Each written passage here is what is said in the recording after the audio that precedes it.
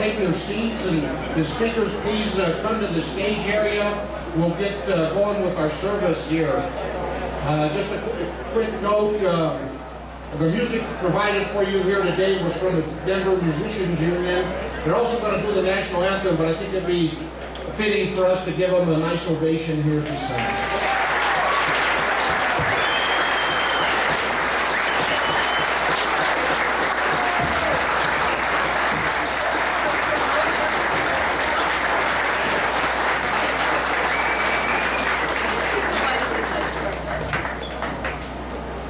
And just a couple notes that we'll be doing here to open the service, as we do on our every annual service.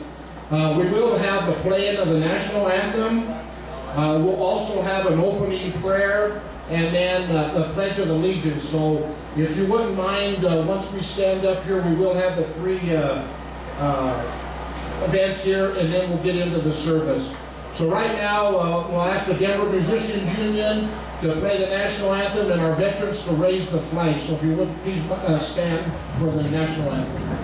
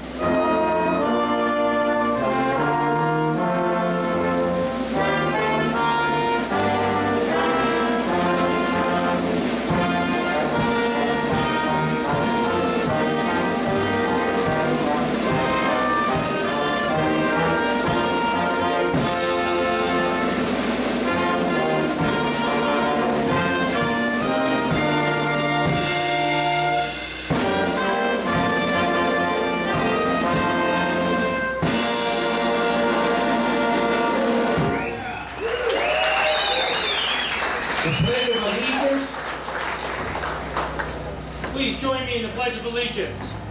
I pledge allegiance to the flag of the United States of America and to the republic for which it stands, one nation, under God, indivisible, with liberty and justice for all. And now we're going to have, for the opening prayer, we're going to have a number played here by Dan Hernandez. He's from Montrose, Colorado. He's a 36-year member of the IBEW Local 111. So please, Danny Hernandez.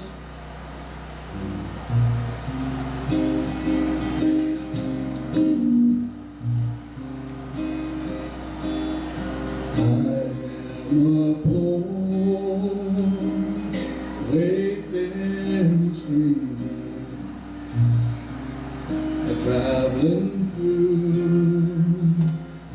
this world of woe, but there's no sickness, toil, danger, that bright world to which I go. I'm going there to see my Father. I'm going there, no more alone. I'm only going over Jordan. I'm only going over.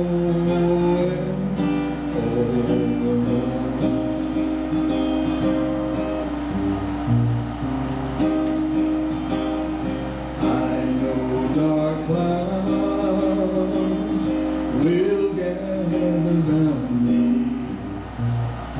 I way is rough and steep, but curious fields lie just before me, where God's redeemed their riches deep. I'm going there to see my mother. She said she'd meet me when I come. I'm only going about 253, 400 is where you're at. over Jordan. I'm only going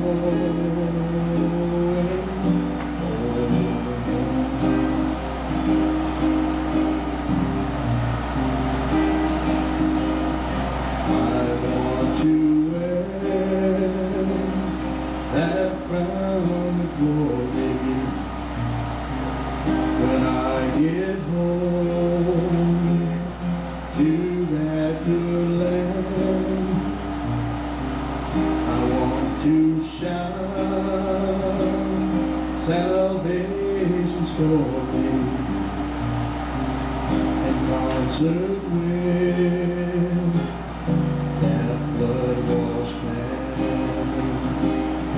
I'm going there to see my father. I'm going there, no more alone. I'm only going over Jordan. I'm only going over home.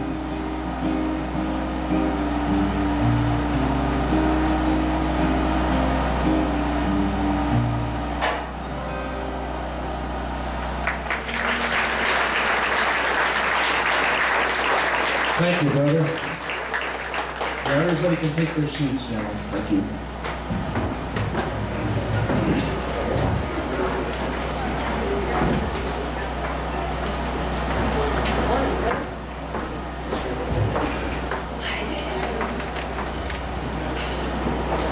I want to be the first to welcome you here today to help us commemorate and celebrate the lives of the coal miners that made up the Ludlow tent colony and their families.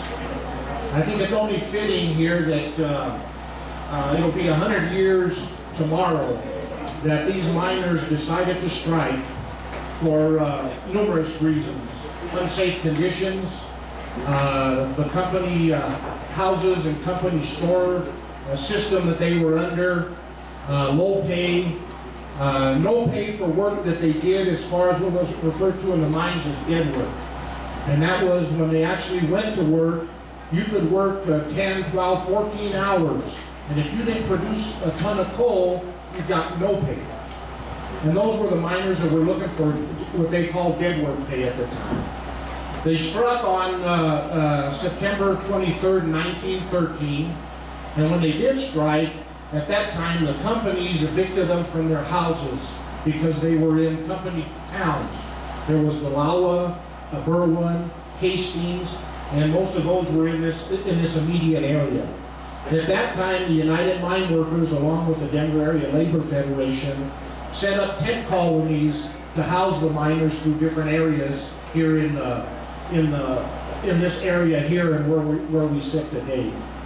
And some of the miners dug basements for mainly three reasons.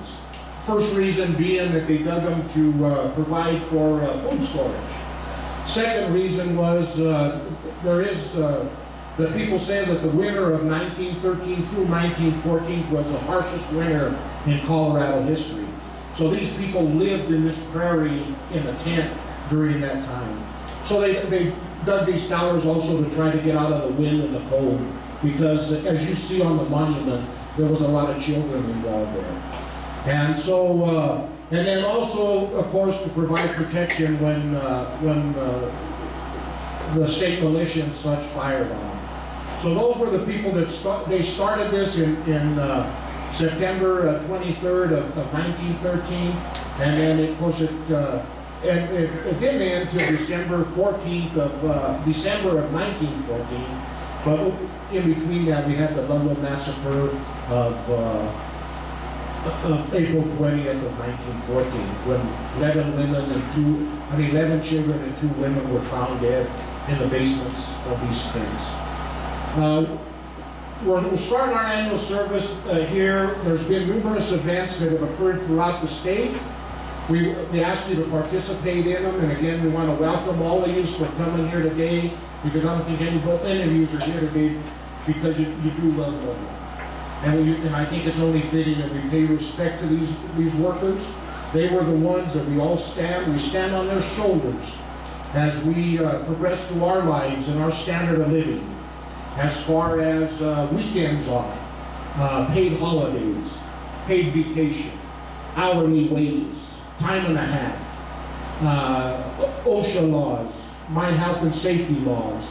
All of these are built where these people took a stand for us 100 years ago. And if they didn't take that stand, we'd probably still be fighting a lot of them fights. But they took that stand, they fought that fight for us, and I think that it's just tribute, that we're all here today to pay tribute to them. I'd like to recognize a few groups before we get into the speakers, and I know there's numerous here, and I don't want to forget anybody, but I do want to thank the Los Angeles County Commissioners. I don't know if there's any of them here today, if they wouldn't mind standing up and maybe waving. They were very responsible in leveling out the parking lot and helping us do that to help the crowd here today, so I do want to thank them.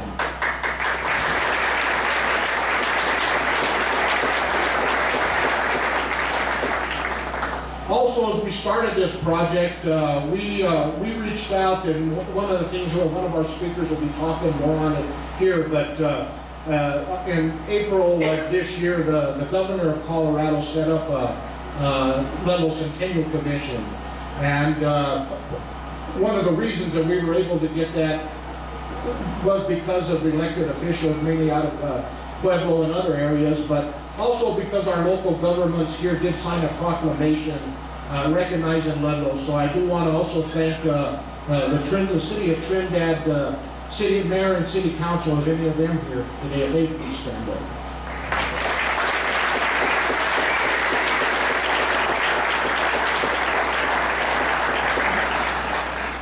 You know, Ludlow, of course, is located in Los Angeles County, but the strike itself also was very much fought in Warfano County, just north of us. And a group of the people that I have off here to my left here, right here, is from the museum up there in the city of Walsenburg. And if you do have that chance, please stop and see them. But is there anybody here from the Warfano County Commissioners? They would please stand up. I want to thank them. And last, but there's also the City Council of Walsenburg and the mayor. Is there any of them people from the City Council?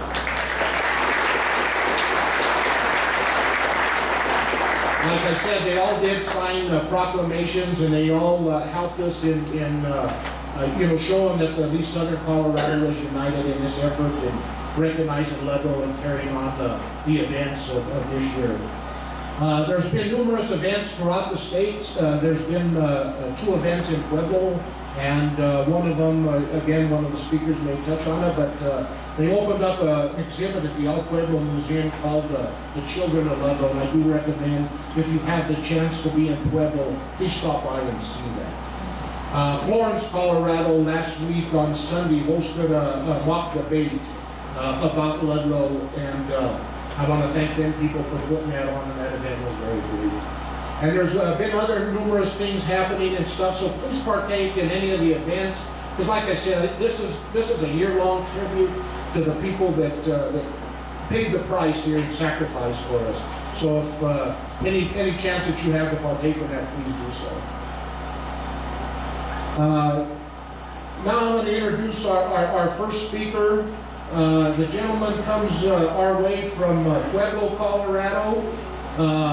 He's the House District 46 representative from Pueblo. He also helped us within the governor's to start the Ludlow Centennial Commission. He lives in Pueblo with his wife Michelle and his 2 children. Leroy served his country in the Marine Corps, touring in Iraq, and is an active supporter of our veterans. He's a paramedic in Pueblo and teaches emergency medical services. And he also plays piano at the St. Joseph's and the Church of Christ Parish. If you would, please help me welcome Representative Leroy Garcia.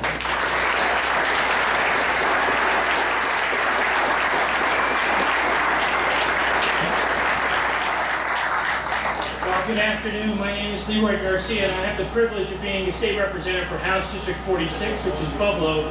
It also includes Pueblo West, Colorado City, E.R.A, and Beulah. And on behalf of the General Assembly, I'd like to welcome you for being here and joining us today. I regret that I won't be able to stay for the entire program, but as I have a commitment back in Pueblo, but I thought it was so important to be here, especially for the commemoration, given that today's an important day. You know, when I was a little boy, almost any time we came to Trinidad, my grandfather would stop here, and he would have us get off the truck, and he'd tell us a story, and we would reflect a little bit. See, my grandfather was a coal miner, but it was my great-grandfather, his father, who was a coal miner here from 1918 for about 15 years until he had a coal mining accident, broke his arm, his right leg, and could no longer be a coal miner. And you know, I remember my great-grandfather, his father, my great-great-grandfather was a coal miner here. They lived in Sopris. My family first came to Longs Canyon where they homesteaded property there, which isn't too far from here. Yeah, I remember my great-grandfather as I looked at him and being so young with my brothers and him being frail and weak. He would tell us, you know, with a lot of pride that it was the United Mine Workers of America and his community here that helped make conditions better for workers, for coal miners. And despite the tragedies that had happened in the past, he was proud and happy to say that he was a coal miner. He was proud and happy to say that because of the work he did with his family, he was able to raise a family and give to them better than his father was able to. I too today understand this pride and want to share with you that while conditions have improved, it's important that we continue to do the work that is so important to make sure that our workers are taken care of every single day when they're out on the job.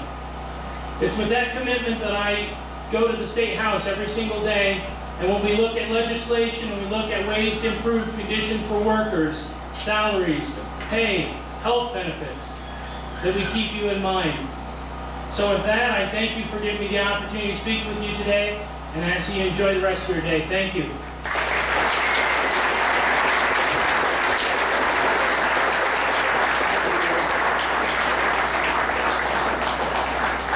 Thank you, Leroy. Our next 2 speakers I'll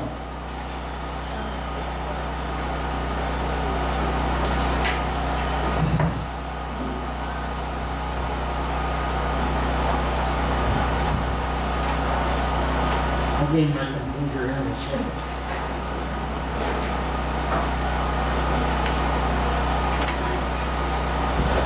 As you read the list of names on the monument, you'll see 3 of them. And their name, Joseph, I believe, or Frank, Fred, and Mary Petrucci. And this family paid the ultimate sacrifice here, because their family members died.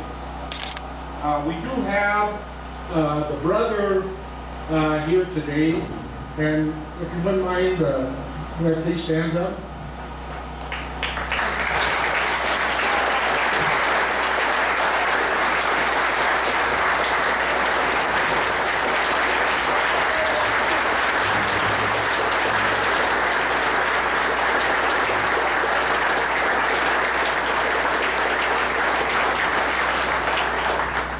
Like I said, they fought the fight, they paid the ultimate sacrifice. The next 2 speakers are going to speak to you together. They asked me if they could do that. Their names are Mary Elaine Petrucci and Mary Rose. Mary is a niece of Fred, and Mary Elaine, of course, is the daughter, the granddaughter of Thomas and Mary Petrucci. And if you wouldn't mind, please give them a welcome here for today's meeting.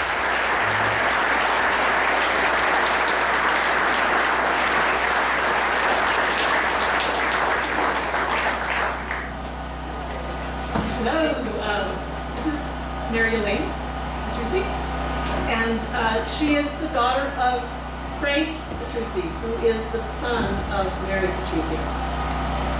I am Mary Rose, and I am the niece of Frank Petrucci.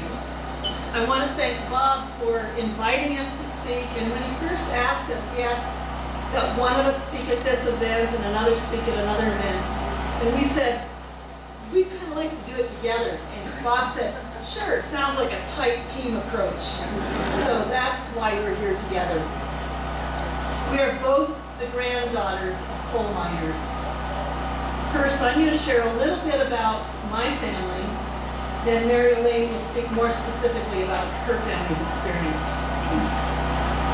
Currently, I live in Longmont, Colorado, one of many communities suffering in the aftermath of an historical tragedy brought on by the force of nature.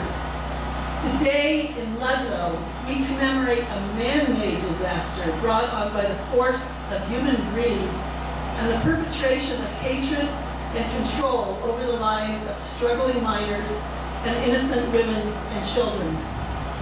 My grandfather, Frank Rodasevich, yes, another Frank, came from a small town in Croatia in the early part of the last century. He was part of the wave of immigration from many countries that helped provide the labor for the developing coal industry in this country. With a job as a miner, he sent money back to his hometown in Croatia for a prospective wife.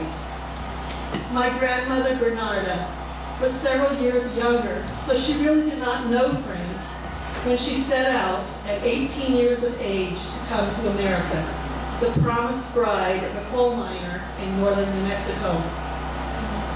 I have heard coal miners talk about the danger of their work, saying, you know you are going into the mine, but you don't know if you're coming out. When Bernarda left her mother and her home in the old country, she knew she was going to a new life. And she didn't go back. She never saw her own mother again. Bernarda told me she was afraid of the food on the boat as she crossed the ocean. So she would only eat what she had with her in a small basket of food. She crossed this vast country, finally meeting Frank in Cimarron, New Mexico, where they were married in June of 1911. They lived in the company town of Dawson, where my father, John, was born in January of 1915, the second child of Frank and Bernarda. When my grandmother spoke of those days, she said, Frank, he was a good man, a handsome man. He worked hard, but he drank too much. One year they moved 13 times from camp to camp in the coal mining region. Frank complained that after a strike, the company would raise the rent on the company-owned house. Life in the home was difficult, as was work in mines. In 1913, 263 men died in an explosion in the mine at Dawson. My father's younger sister, Mary, was born in the coal mining camp of Brilliant, New Mexico, 7 miles northwest of Raton, near the Colorado border. It is this sister, Mary, who is the mother of my cousin, Mary Elaine. Another sibling was born in Segundo, and 4 more in Dawson. In the 1930s, 3 of Frank's sons, my uncles, also worked as coal miners. Frank left the family, who had by then moved to Walsenburg to work in the coal mines near Rock Springs. He died there in 1943. Today, we remember Ludlow. It was outrage over the death of innocent women and children at Ludlow that helped bring a change to the deplorable conditions of the miners and their families. People did survive the coal mining wars, and we are better because of the hard work of our forebears. Our grandfathers and grandmothers went on to raise their children and build better lives through their hard work and perseverance. Though they didn't talk much about the hard times, we can never take them for granted. We're here to remember them, to honor them, to give thanks for their sacrifices and work, to acknowledge that they lived, loved, and yes, laughed. I remember my grandmother Bernarda talking about my own father as a child. He was an adventurous type who loved to wander the hills around the coal mining camps. He would take off without a thought for his mother's worry. She said, "I'd get so mad. I'd run after him and I'd yell, 'I'm gonna kill you when I find you.' But when he'd come home, I am so happy. I give him bread and butter with sugar. I do not know how to make jelly." These are the little moments we remember, the everyday moments that speak of a mother's love for her children, moments never to be taken for granted. It was my father's sister Mary who met the son of Mary Petrucci, my Uncle Frank. Confusing. Anyway, their daughter is my dear cousin, Mary Elaine, who stands beside me today. As cousins, we share a common legacy and appreciation of the history of Ludlow.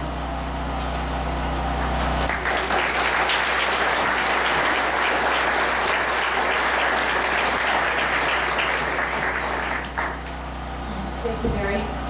Thank you, Bob, for the introduction and giving me the opportunity to speak about the Petrucci family who lived in Ludlow during the coal strike of 1913-1914. I would like to acknowledge the distinguished guests here today, as well as all the participants. I would like to acknowledge Professor Elizabeth Jameson, who provided insights regarding Ludlow.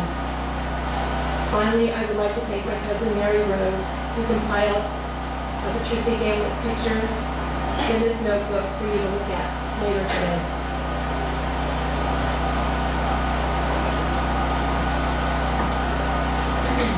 Imagine the turmoil and tension between the miners and the coal camp operators in the coal camps in southern Colorado in 1913. Imagine how the miners and their families felt being moved from company housing to living in a tent colony in Ludlow on September 23, 1913. Imagine how the miners and their families were trying to survive during one of the coldest winters in Colorado's history. Let me put some faces to the people living in Ludlow.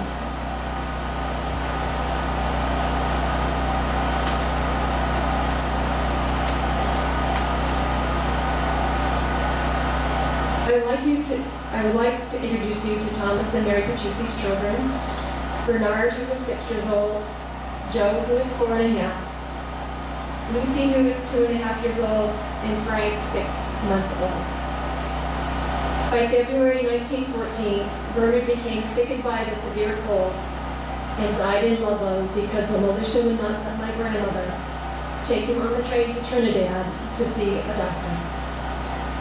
Tensions between the miners and coal camp operators continued to escalate. On the day after Great Easter, April 20th, 1914, Major Hamrock met Louis Tikas at the Ludlow depot and wanted Tikas to turn over a miner who was not at Ludlow.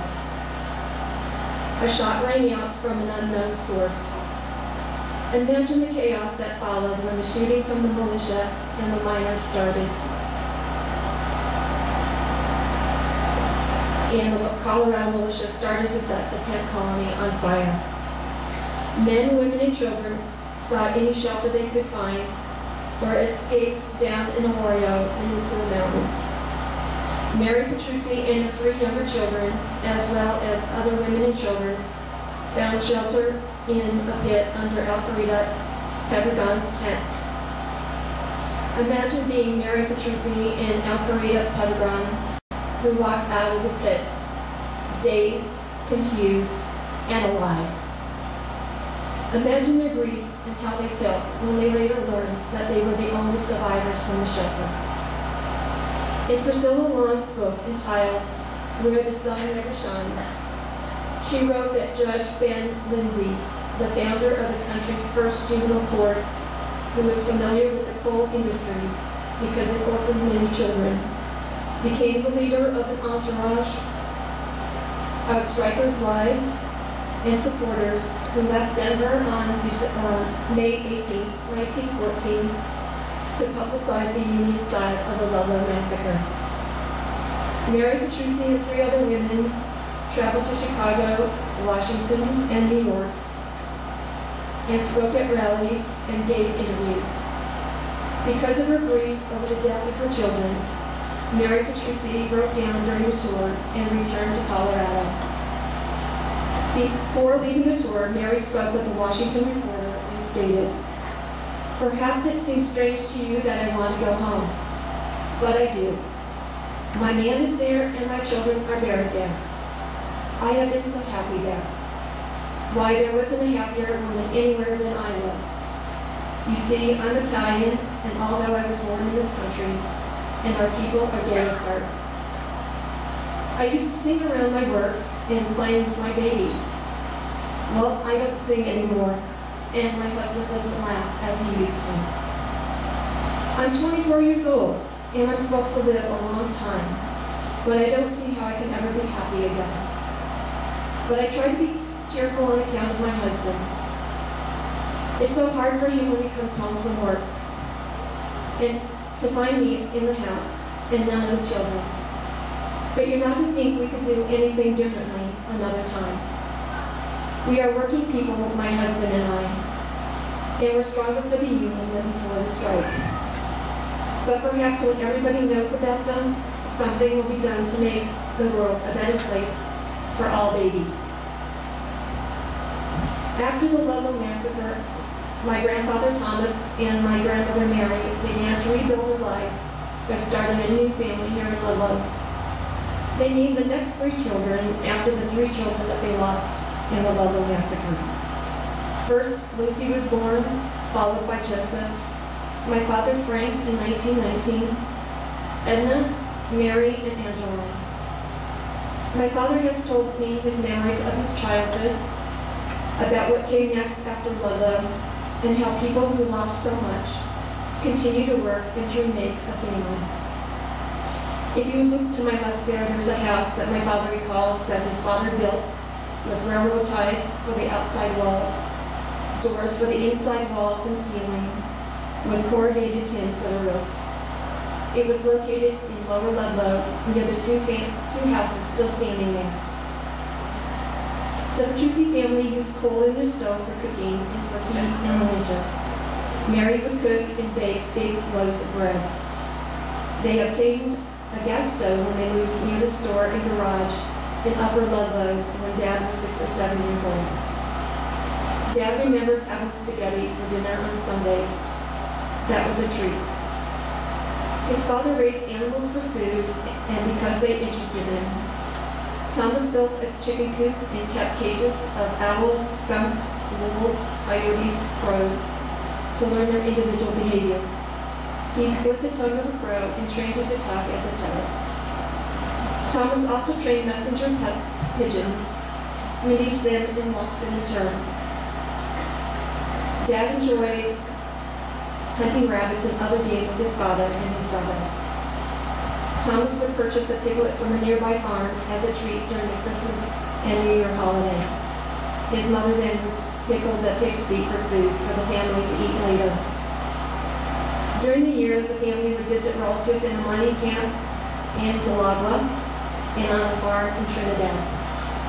Dad also remembers that he and his siblings had to behave when playing on one side of the house because their father could see them from the post at the tip along the mine.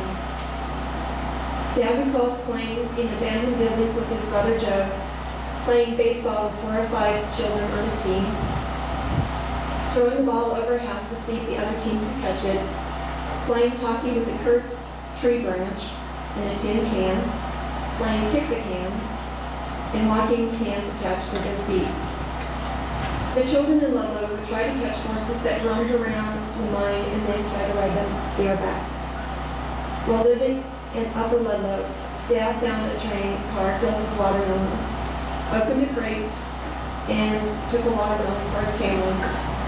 A train guard saw Dad with the watermelon and allowed him to take the fruit home. Dad and other children would also climb on the train as it was beginning to move, and then jump off when the train began to speed off. On one occasion, Dad's best friend, Bruno Minnepiece, attempted to climb on the ladder of the train as it was leaving Ludlow, fell off, and was killed. Dad was very upset about his friend's death and not having the opportunity to be at his friend's funeral. Dad also remembers walking to school while he was growing up, having friends, and knowing that people here in Ludlow never bothered each other. One final tragedy would occur to the Petrucci family. Dad was 5 or 6 years old when his mother asked him to lie down with his younger sister, Edna, who had consumption. Edna died with Dad lying beside her. The Petrucci family moved to Upper Ludlow so that Thomas could be closer to the mines in Ramey and Walson. The family moved to Walson for a short period of time so that his father could work in the mine there. The family returned to Ludlow when the mine reopened. The Petrucci family moved to Joliet, Illinois, when Dad was 7 or 8 years old, to be closer to family and for a better life. Dad's younger sister, Rose, was born in Joliet. I would like to conclude by offering a few thoughts and questions. I learned at an early age that the Petrucci family was born out of tragedy. If Ludlow had not occurred, his parents might have kept on having children, but my father would not have been named Frank Petrucci. I'm grateful for being given the gift of life, of knowing that my grandparents and the miners in southern Colorado sacrificed so much for wanting to participate in the American dream. My grandparents and the other mining families continue to be true inspirations to me because of their ability to take a stand for what they thought was their inalienable rights, to have a just workday, ability to earn a fair wage, and to purchase goods where they wanted. My grandmother also taught me to live every day to the fullest because it may be our last. I feel honored to have this family legacy of involvement in America's labor struggle in southern Colorado. My questions to all of us are, will we take a stand for a cause that affects our ability to enjoy the freedoms that our country was founded upon over 200 years ago? And would we be willing to sacrifice everything that means the most to us, our families and our lives, to make the changes that we know are right and just? It is our collective responsibility to remember and learn lessons from the labor struggle in southern Colorado, the Ludlow massacre, and the sacrifice of the miners and their families who wanted to be a part of the American dream so that we can prevent another Ludlow from occurring in the future. Thank you.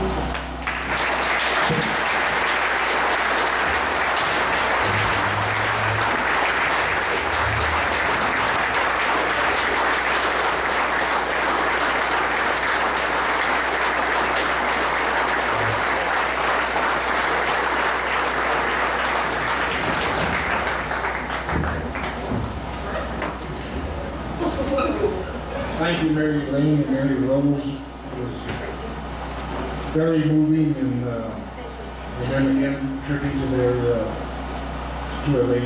Mary Lane's father. The next speaker comes to us from California. As Mary Lane or Mary Rose talked about in her speech, there was a Greek organizer here during the Ludlow times by the name of Louis Kikas, and he was murdered on these railroad tracks out here during that April 20th day. And he was shot in the back after having a rifle head busted over his head. Anyway, you know, he is currently buried at the Masonic Cemetery in Trinidad, Colorado. And, you know, again, his name was Louis Kikas. The next speaker, like I said, comes to us from California. He wrote the book about Louis Tikas called Buried Unsung. He is the son of Nick and also a writer and historian, Helen Zeiss. He is a writer and a teacher. He graduated from San Francisco State University and Stanford University. He's taught at Stanford University, Samoan State, and the San Francisco Art Institute. He has also worked as a Fulbright Senior Specialist in Aristotle University, and he is a father of 4 children and lives with his wife in Oakland, California. Would you please welcome Zeiss Papanikolas.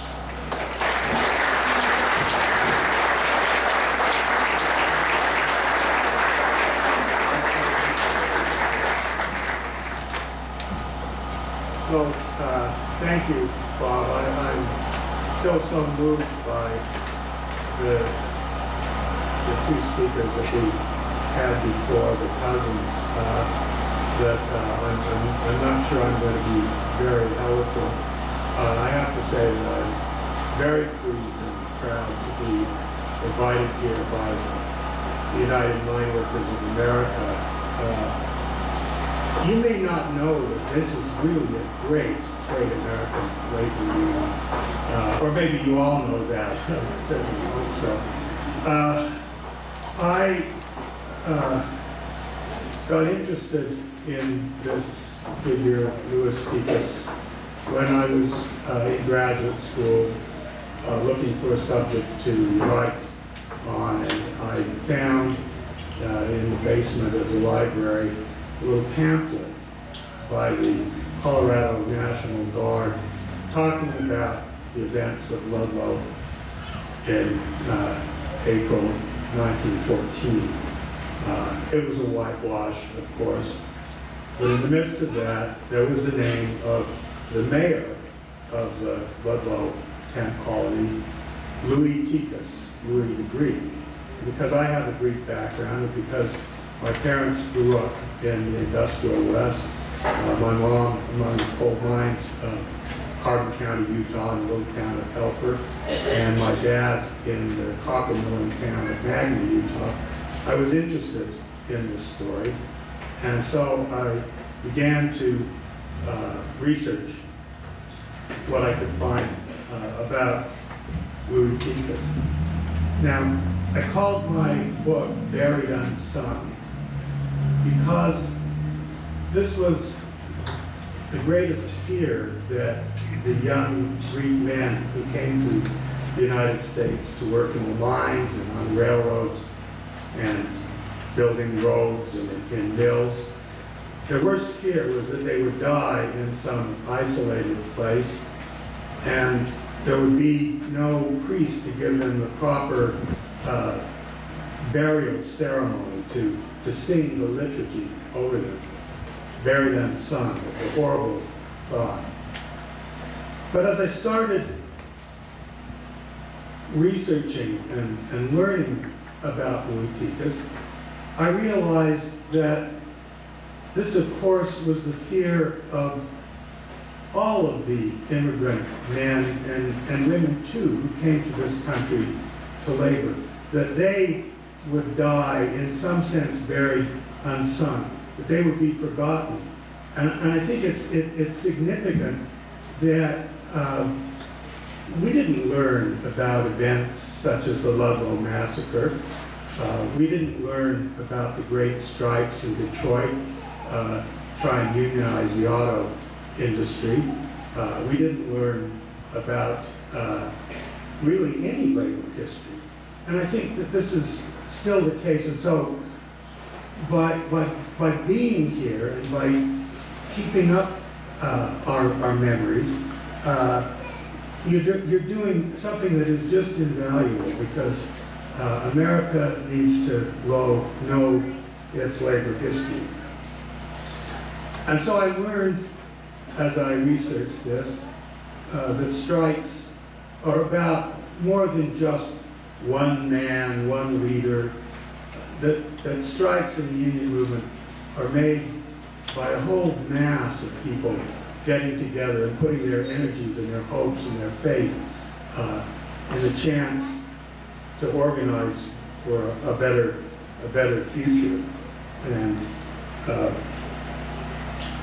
I'm very glad, therefore, to be here with people who care about the Unionists of the past and of the present, and most important, of the future.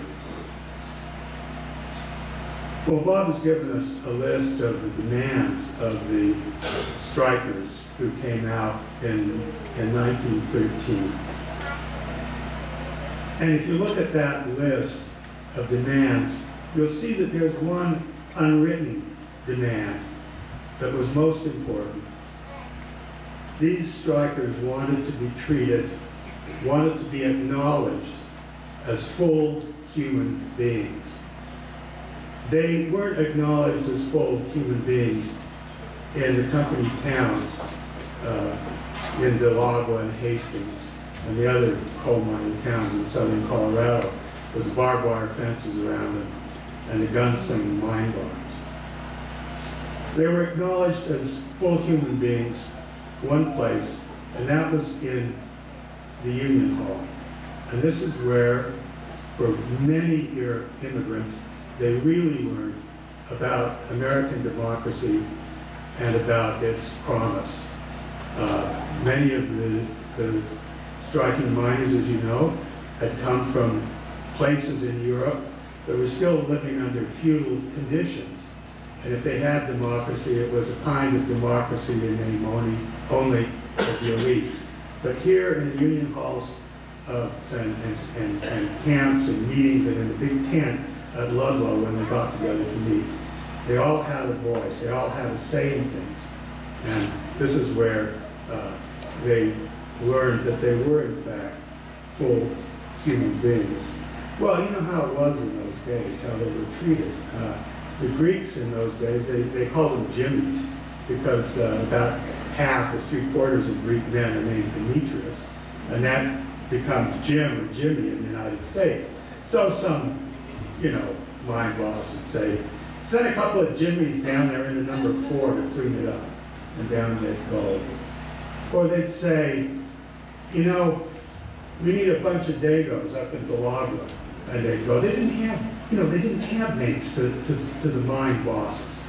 Or they would say, we've got a bunch in from old Mexico. Send them down in the hole and muck it out. It's dusty down there, but hell, they don't know any different. They don't even speak English. Well, what the miners who came down from Ludlow and Hastings 100 years ago, by the way, it was not a day like today. It was stormy, it was cold and miserable, and they came in wagons, rented hacks with their small household belongings, some beddings, maybe a bedstead, a few boxes full of a few clothes to this camp. They were striking for better lives, because no one's going to give that to you. You can't ask for that. You can't beg for it. You can't wheedle that. You only get it by fighting for that. Well, we've heard about the tragic events of April 20th, 1914, and we can see this horrible pit over here where 11 little kids and 2 women were suffocated when the Ludlow tent colony caught on fire. We've heard about Louis Tikas, who went and tried to calm things down and came as a tent caught on fire with a white flag to try and stop the shooting, to get people in here to put out that fire, because he knew that there were women and children hiding under these tents. He was caught. The white flag didn't mean anything to the National Guard. 2 other Union men were caught with him, Jim Filer and John Bartolotti. They were made to run and shot in the back by the National Guard and lay right out there by the railroad tracks for days. So I think about them, and I think about what I learned from the survivors of the strike, because I was very fortunate to begin my researches when there were still men and women who had lived through those days at Ludlow. And I could talk to them, I tape recorded them.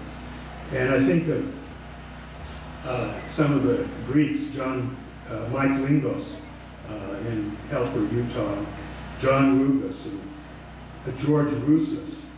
And I remember Mike Lavoda. I'll bet you that there are people in this audience who remember Mike Lavoda. You'd go to his house, his apartment in Denver, and he'd show you his Union rifle, and he'd show you how he learned in the 10-day war after the burning of Ludlow, how up on the hogback, the strikers on picket duty, when they were off, they'd put the rifle stock over their knees and squat down and lean on it so they could get 5-10 minutes worth of sleep. And I remember Mike, Croatian immigrant, they beat the hell out of him over here in Trinidad for trying to organize, and he went right back to it. And he didn't quit, he didn't give up. In fact, when I went over to interview him, it was interesting. He was on the phone and he was chewing out the president of his local about some issue that he, he didn't see it being quite right.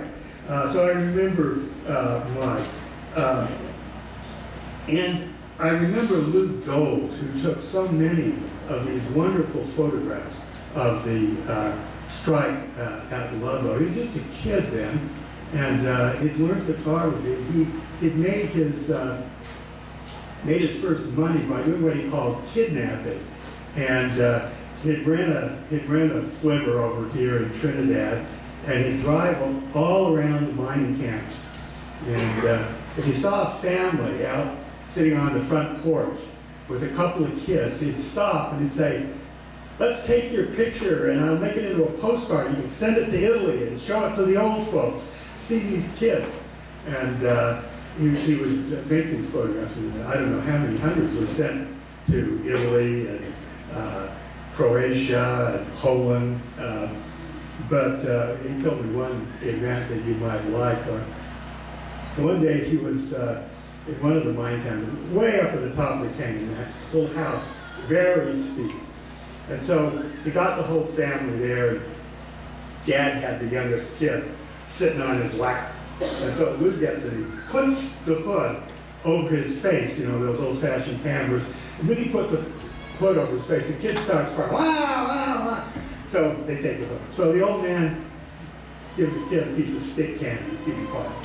Luke puts the hood over his face. Yeah, "Wow, wow," and he throws the candy over the ledge. Okay, so Luke starts again. The old man gives the kid 50 cents, 50-cent piece. Put the hood over him, and the kid, "Wow!" He throws the 50-cent piece over the ledge. So finally the old man says, "Oh, this will do." He takes out his pocket watch and opens it. See how that works, kid? Luke puts the hood over and says, "Wow, wow, wow." He throws the pocket watch over the head, and the old man says, "Shoot the son of a bitch anyway."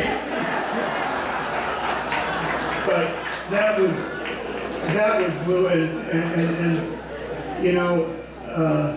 you'll look at these pictures, and the thrill that I got, I'd seen these pictures for years, when I met the guy who actually took them and told me about this Ludlow strike. Lou also came out and photographed the mine guards in the National Guard. Now, they didn't want pictures taken of them.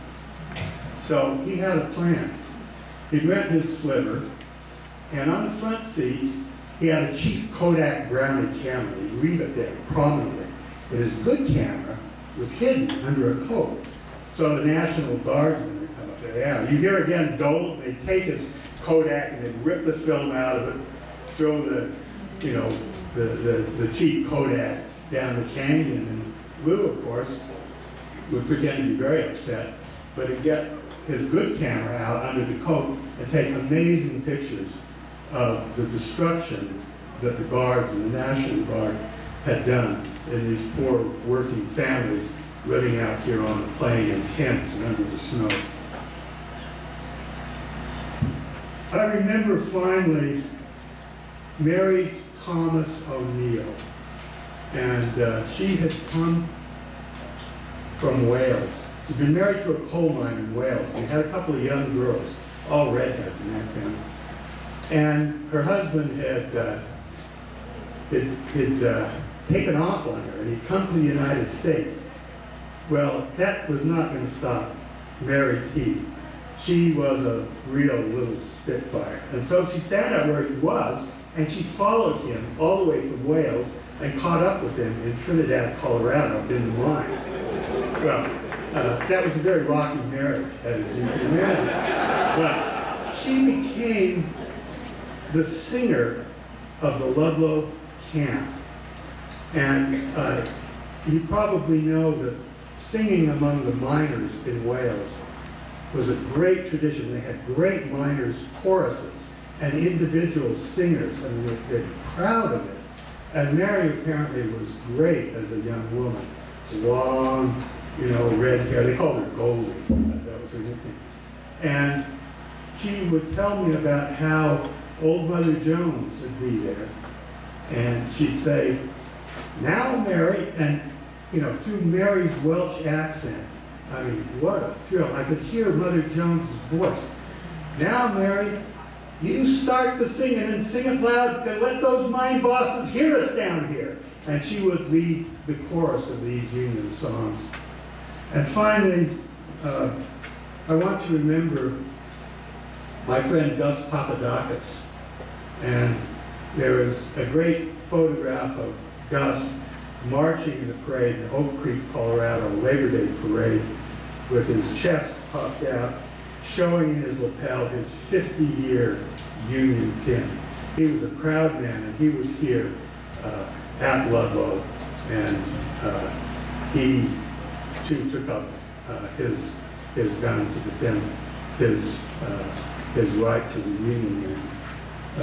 And Gus, I asked him, all those years that you were blackballed and going from one mine to another, changing your name, trying to find a job, you never gave up. And I said to him, you Greeks, you came from a country that really was pretty primitive. I don't think he had a first-grade education. I said, well, what did you feel about what kind of a political idea did you have about what you were doing?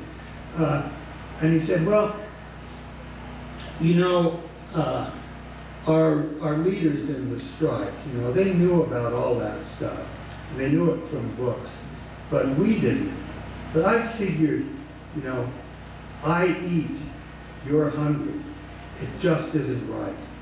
And I think there is no stronger statement of what it means to lead a just and dignified life, and what unions in America are fighting for. And I know unions are going through a bad time in the United States. I don't need to tell that to people from steel workers from Pueblo and miners in southern Colorado.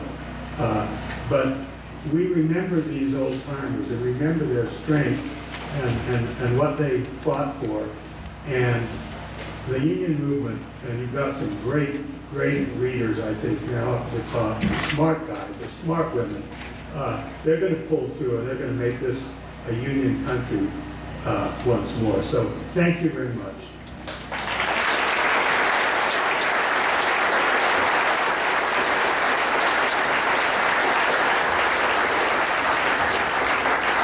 Thank you, Aziz, and welcome to Colorado. Our next speaker has been a part of this overall project for many years. Matter of fact, it's been about, I believe it was about 3 years ago that I received an email, I think from my friend Jonathan Rees, that basically said, we got to start planning for Ludlow. My first thought was, really? But as time has went by, we got to a couple weeks ago, and I was going to call an emergency meeting of our commission to say, hey, can I have another 3 years, because this stuff is piling on in a hurry. But Don DePrince, who's our next speaker, is the chairman of the Ludlow Centennial Commission. This Ludlow Centennial Commission was set up by Governor Hickenlooper in, I believe it was April 19th of 1913, and it basically directed us to kind of, direct the events over the next year and a half of the involvement in Ludlow. Dawn is, I think she's the associate director, the director there at the El Pueblo Museum, and again, like I said, they have the display there at the El Pueblo Museum, but if you wouldn't mind, please welcome Dawn the Prince.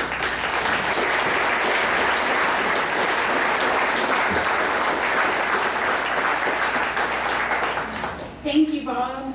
I'm very honored to be here with you all today. I'm not the descendant of a coal miner. My ancestors worked in the lime quarry just north of here and south of Pueblo. They extracted lime that was necessary for the creation of steel at CF&I in Pueblo.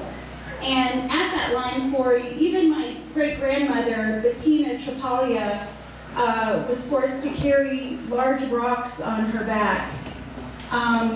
And it's this kind of sacrifice that we owe so much to.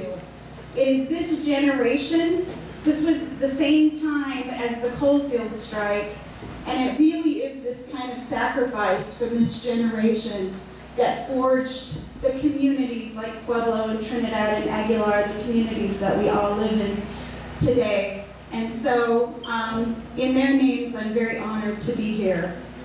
As Bob mentioned, this past spring, on April 19th, 2013, Governor John Hickenlooper signed an executive order establishing the Ludlow Centennial Commemoration Commission.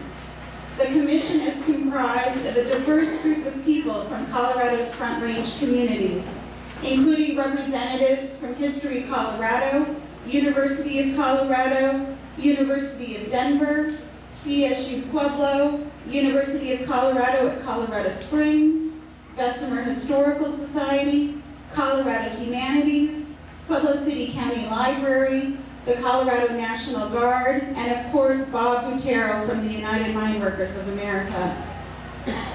The mission of the Ludlow Centennial Commemoration Commission can be summarized simply as to remember. You know, history doesn't just happen. It's actually made up of things that we choose to remember and things we choose to forget. The commission aims to remember the events of Ludlow and the Colorado coalfield strike. And by remembering, we fight against the erasure of the Ludlow story from our history. When I travel around to talk about Ludlow, I am told by many people, regretfully, we did not learn this in school. I've had teachers tell me, we did not teach this in school. It was not in our history textbooks. And a few decades ago in Pueblo, a group of politically active workers went to the school board and asked that the story of Ludlow be part of Pueblo's curriculum. But the school board refused. And in the words of one of my favorite Puebloans, longtime community activist and union member Kathy Bacino, she said, they just shut us down. More recently, I spoke to a group of legislators, a group of people who are elected to represent the state of Colorado, and most of the people in the room did not know even the most basic details of what happened here at this sacred spot. This lack of education and history sharing about Ludlow has left us with generations of people who tell me, all I know about Ludlow is the sign on the interstate. So imagine, even here in southern Colorado, at the geographic heart of the Ludlow story, there are so many ways in which this story has been deleted from the officially sanctioned history. When you understand this historical exclusion, I think we can agree that the Commission's goals of remembering are not simple at all. We must engage in what Nobel Prize winner Toni Morrison calls re-memory. Re-memory is an active reclamation of memories that have been erased or contorted by those who sit in the center of power. Remember, John Rockefeller Jr. hired a PR professional to cement his version of the story. This beautiful concept of remembering applies directly to the grassroots commemorative work that the Commission will do over the next 15 months.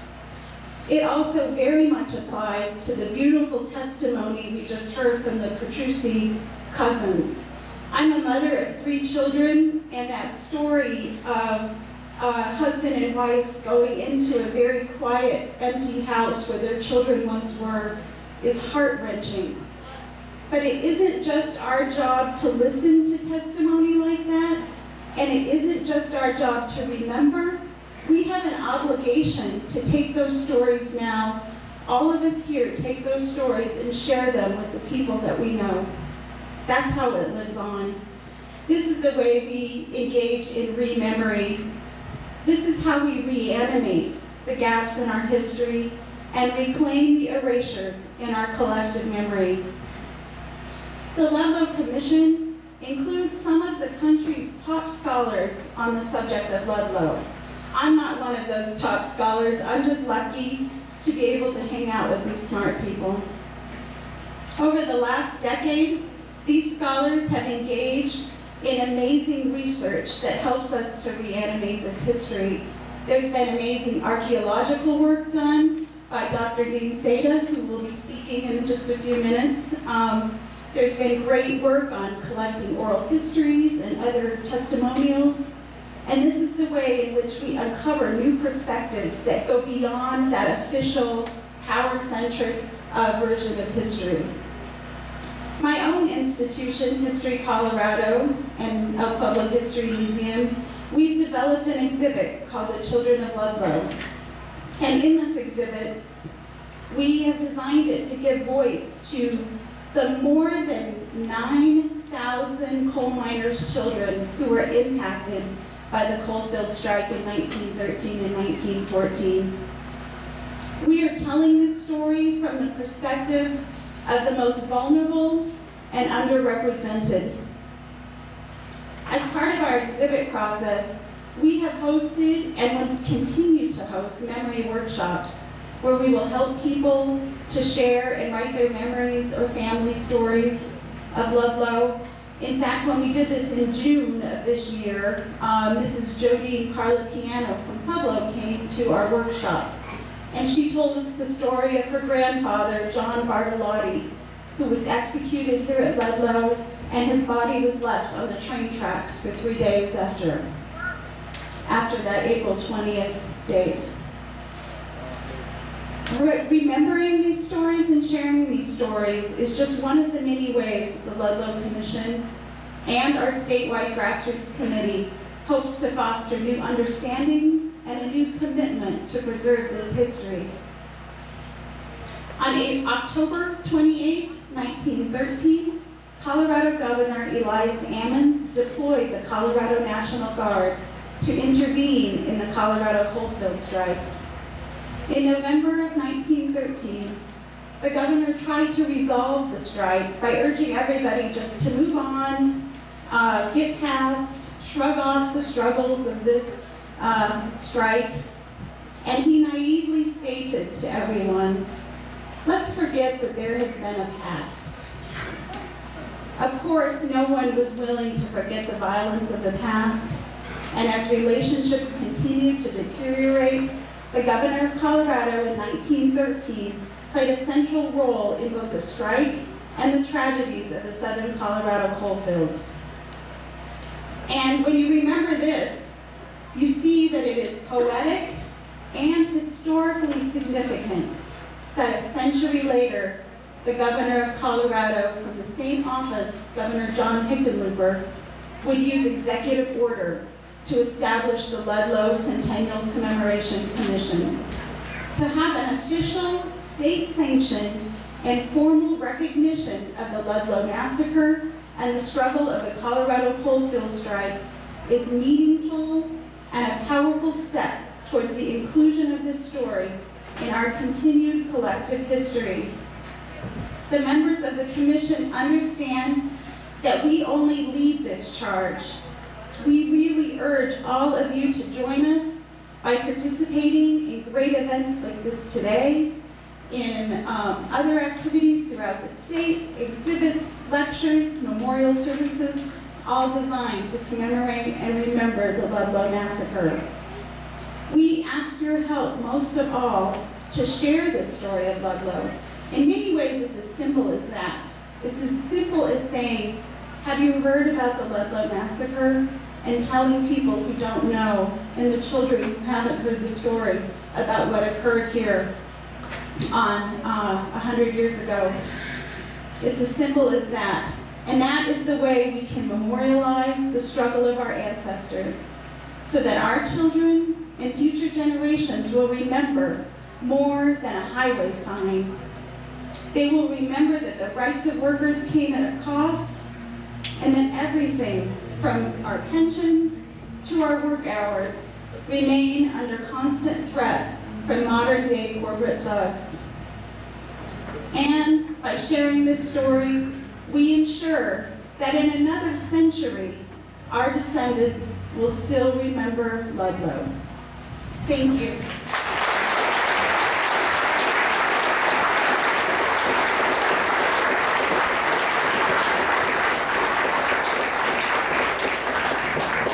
Thank you very much, Dawn. Our next speaker is definitely a friend of Ludlow. She's been here for, I'm not going to tell you how many years, because then people start figuring out how old I am. But she came here, there was a steel strike in Ludlow, Colorado at the steel mill, and that strike, I believe, lasted almost 7 years up there. She came down with the strikers in one of the rallies or marches that we had here at Ludlow. And during the course of that ceremony, she just basically came up to the stage and said, you know, I got something to say. And since that time, she's been here almost on a regular basis. And truly today, she still has something to say. And we welcome her here at Ludlow anytime she wants. Will you please welcome the County Commissioner from Pueblo County, Buffy McFadden.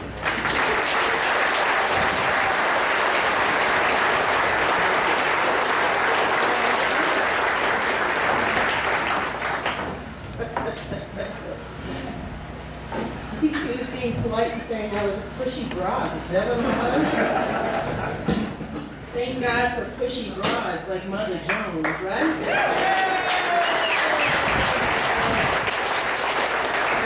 This amazing crowd. By the way, good afternoon. We've passed the noon mark, and because we've all been so patient, because the histories and the stories are so important, I want you to stand up and shake a little bit, introduce yourself to the person you're sitting next to, but get your body moving so you can get those bones to stay still a little while longer. So get up, shake up, say hello to your neighbor.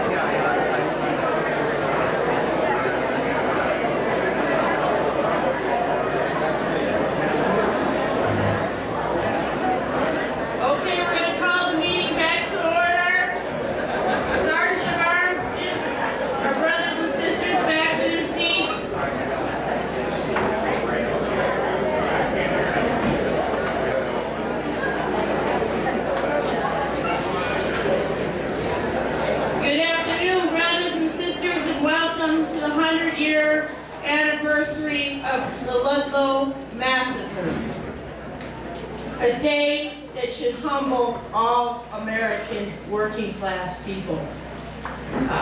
We're also going to hear from Dan Kane, but I think Dan Kane would agree that Cecil Roberts, the United Mine Workers president, calls Ludlow the working man's Gettysburg.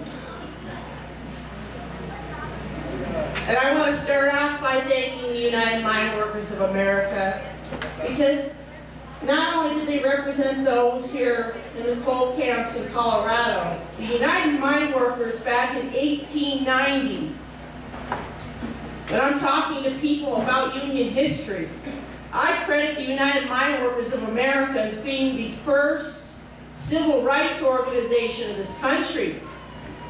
At the 1890 convention, they had a translator for every language, so everyone at the convention could understand the contract. That had never happened anywhere in United States history.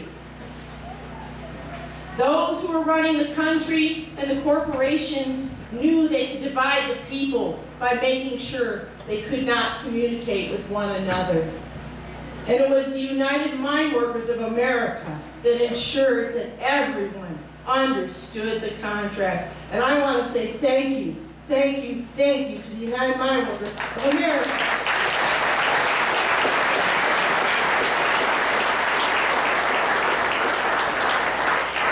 In southern Colorado, we have a great deal of labor history. So if you are in a union, would you please stand? That's you, Mikey. Thank you. If you've been in a union, please stand with our brothers and sisters. Thank you. Because we are the people of Ludlow in this country. But I want to take a moment. For me, this is a pilgrimage. Bob, thank you for giving me, I think it's kind of an active introduction. But each year I come down and I take the time to write the names on the monument down. And I'd like to take a moment to share with you together so we don't forget the names and the people. Louis Tikas, 30 years old. James Filer, 43 years old. John Bartolotti, 45 years old. Charlie Costa, 31 years old. Bedelina Costa, 27 years old. Anafrio Costa, 6 years old. Lucy Costa, 4 years old. Frank Rubino, 23 years old. Patria Valdez, 37 years old. Eulela Valdez, 8 years old. Mary Valdez, 7 years old. Elvira Valdez, 3 months old. Joe Petrucci, 4.5 years old. Lucy Petrucci, 2.5 years old. Frank Petrucci, 6 months old. William Snyder, whose picture is prominently displayed in Donda Princess Museum in El Pueblo, 11 years old. Rogelio Pedregon, 6 years old. Corlita Pedregon, 4 years old. Please take a moment and remember them.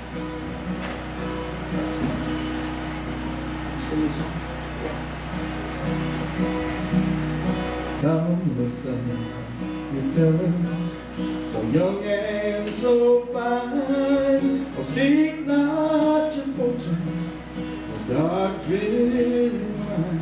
It will form as a habit, seep in your soul. The stream of your blood is as black as a coal, where it's dark as a dungeon, damp as a dew, where the danger is double, the pleasures of you, where the rain never falls and the sun never shines. It's dark as a dungeon, way down in the mine.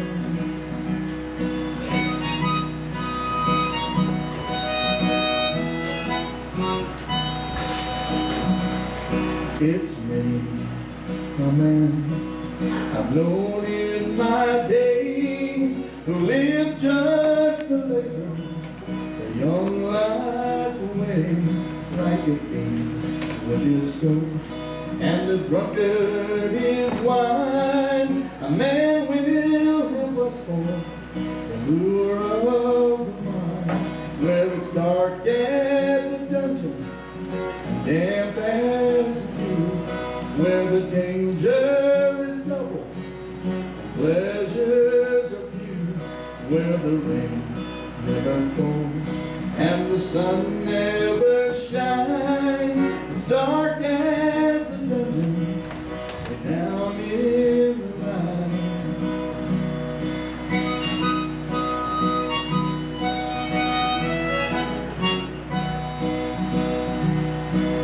The midnight, the morning, or the middle of day, it's the same to the miner, the labor's away, where the demons of death often come by surprise, when fall of the slate and you're buried alive, where it's dark as a dungeon, damp as a dew, where the danger is double, pleasures of you, where the rain never falls and the sun never shines. It's dark as a dungeon, way down in the mine.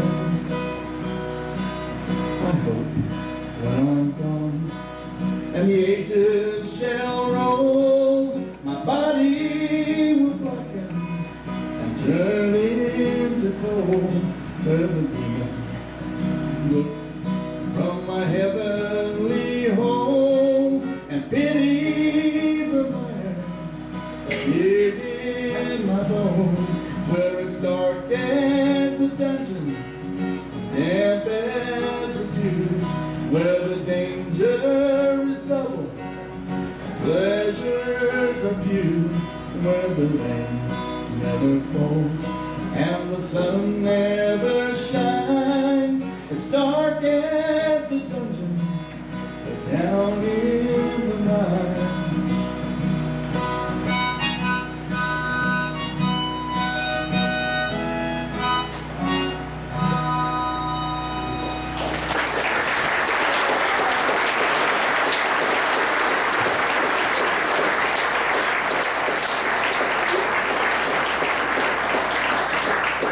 Thank you, Danny.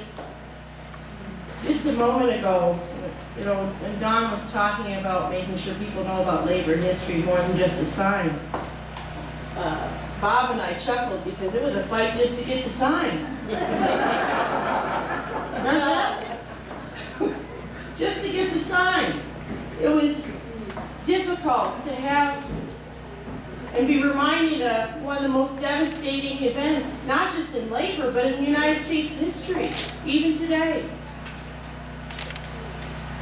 We live in a country where we seem to be in trouble. Last I checked, there's sequestration going on. Some of the poorest people in our country won't have food stamps available. We have more people in the United States right now working just part-time than ever before in United States history. And we all know what happens when people work part-time. They often don't have benefits. They often don't have control over the hours they work. Their family time is sporadic. We have some of our greatest industrial cities in bankruptcy.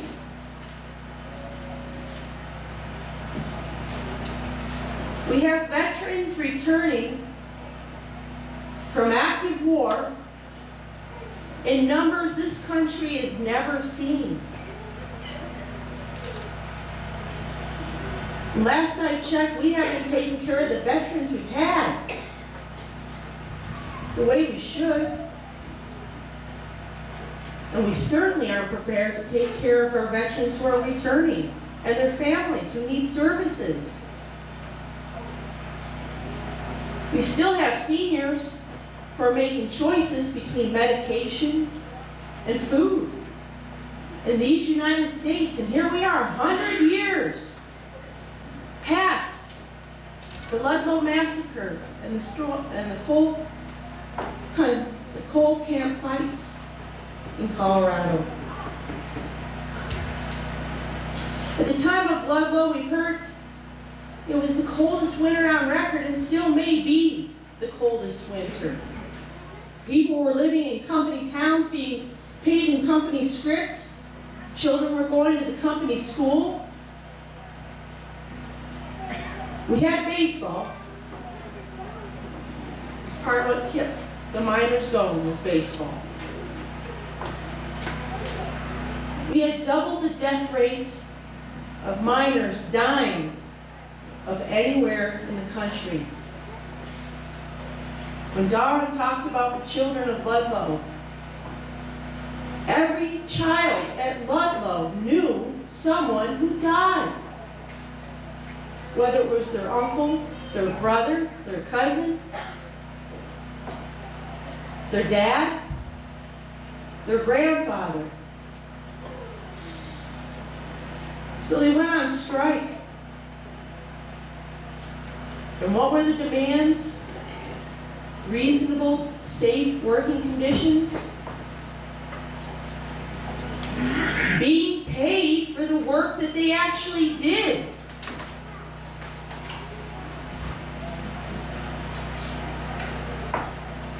And to have control over their own lives.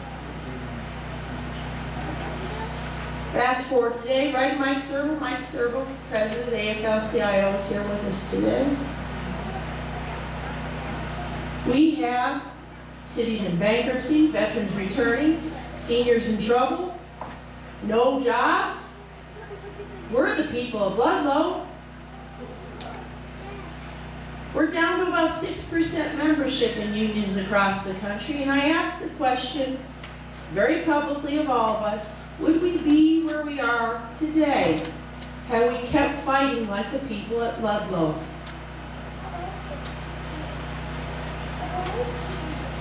I'll tell you what, there's nothing more patriotic than fighting for an American job. Think about that. We need to remember forever what has happened here at Ludlow. But like Mother Jones said, remember the dead, but fight like hell for the living. Don't let them forget. And I hope that we will continue to talk about Ludlow in labor history. I was fortunate. I went to Adams State, and my professor, Mr. Mayhem, made sure we knew about Ludlow.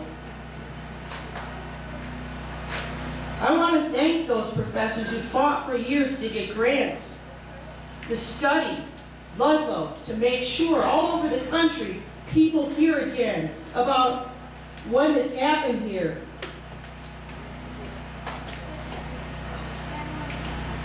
And for those who write books about the actual accounts, for the children, for the Uncle Franks and Dad Frank Petrucci, who makes his pilgrimage to Ludlow to honor your mother. God bless your mother. I don't know how she did it, being a mom. But this is our chance to come together, not to forget, but from this day forward, remember these moments and these people, because we need help in this country. Don't just talk about Ludlow. Talk about what it meant to have a union represent you and why they're so needed today. Why